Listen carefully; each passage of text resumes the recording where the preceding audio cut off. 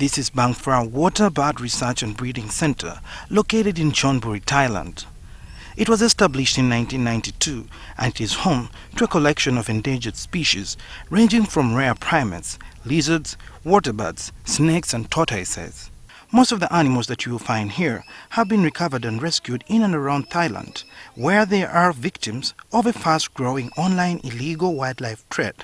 The center, which is now used for research and development, is also used for wildlife identification purposes and the treatment of the rare animals that are injured during trafficking.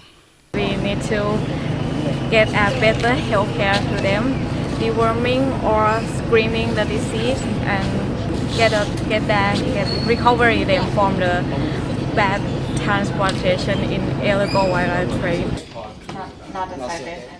Wildlife trade can be referred to as commerce of products that are derived from non-domesticated animals or plants usually extracted from their natural environment or raised under controlled conditions.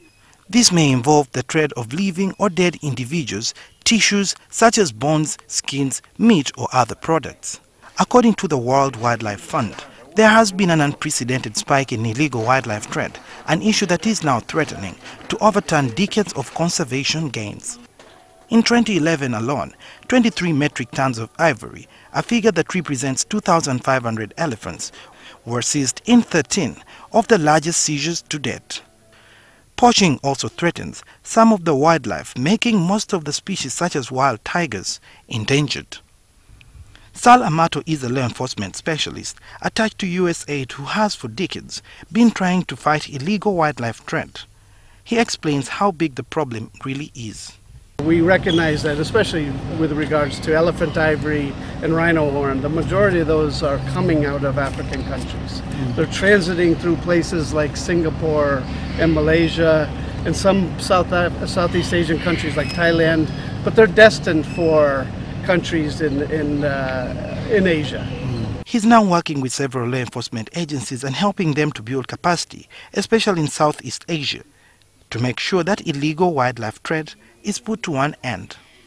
So we train them specifically on how to take on transnational organized crime.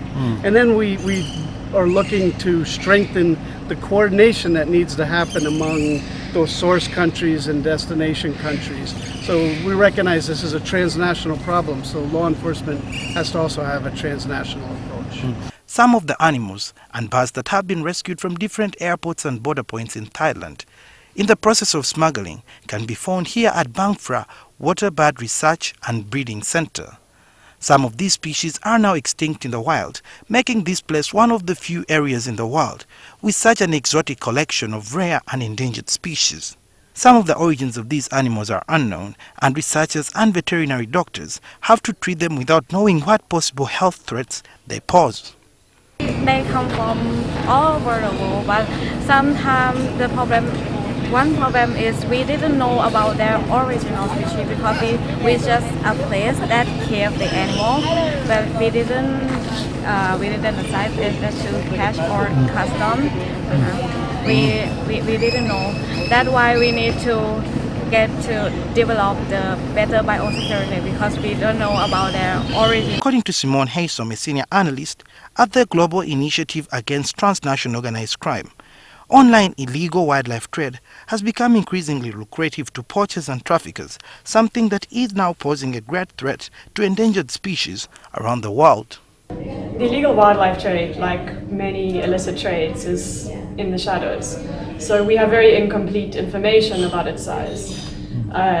However, various NGOs have put forward estimates based on seizures that range from values between 7 billion and 23 billion US dollars per year. For certain species, it's having a severe impact on their ability to survive in the wild. Just recently, a species of parrot in South America that became popular in the pet trade went extinct in the wild. These things occur on a regular basis. In an ongoing initiative to combat illegal wildlife trade around the world, several civil society organizations are working with several African nations to ensure that illegal wildlife trade does not continue. Asia has also been seen as also the major market of some of these wildlife items that are either smuggled from Africa and some other parts of the world. Suhail Mugabi, NTV, Chonburi, Thailand.